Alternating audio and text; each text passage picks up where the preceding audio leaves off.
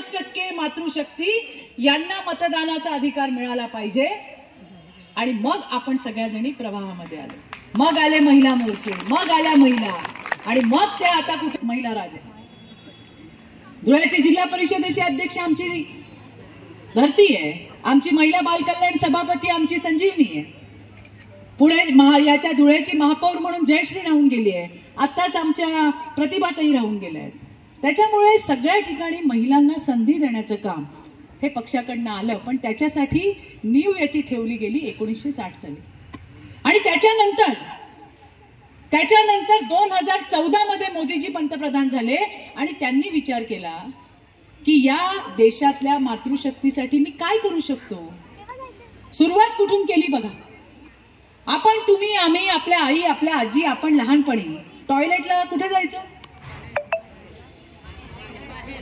लोटे घेऊन जायचो का नाही, लोटा पार्टी, गाडी आली का उभं राहायचं, गाडी गेली का बसायचं, हेच केलं आपण। कुणाला आवडतं का, आवडतं कुणाला? आज आपल्याला सांगितलं आपल्या पोरींना बाहेर पाठवा, जाऊ का आपण? नाही। अरे पण कोणीच विचार नाही केला की या देशातल्या मायमाऊल्या अशाच जातात, अंधार पडायची वाट बघतात, अंधार झाल्यावरती बिचारे जातात।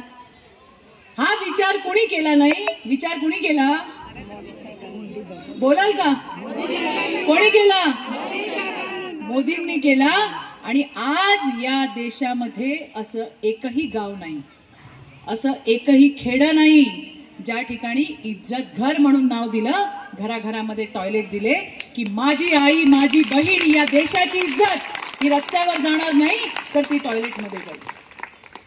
कित्येक गोष्टी केल्या हो, कित्येक गोष्टी केल्या। आपण 22 तारखेला राम जन्मभूमीमध्ये शेर आहे, ते इकडे बघत नाही ते तिकडे बघत नाही, या देशाच्या 140 करोड लोकांचा आशीर्वाद आपल्या मोदीजींच्या मागे आहे।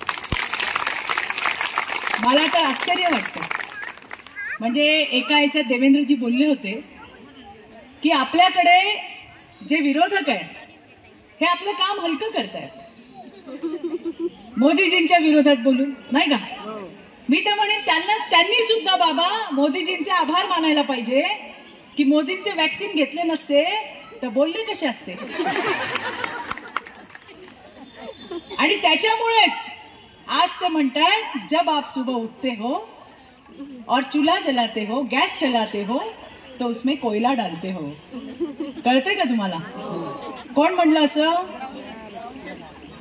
काँग्रेसचे नेते म्हणतात, त्यांना अजून हे माहित नाही का कोळसा गॅसमध्ये टाकतात का चुलीमध्ये टाकतात।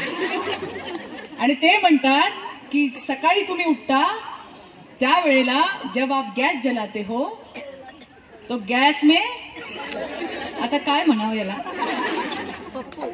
चूल काय गॅस काय याच्याशी काही संबंध नाही। आणि म्हणून ज्या ज्या वेळेला आपल्या नेतृत्वावरती बोललं जातं त्याला कडाडून विरोध तुम्ही आणि आम्ही केला पाहिजे, हे मला तुम्हाला सांगायचंय।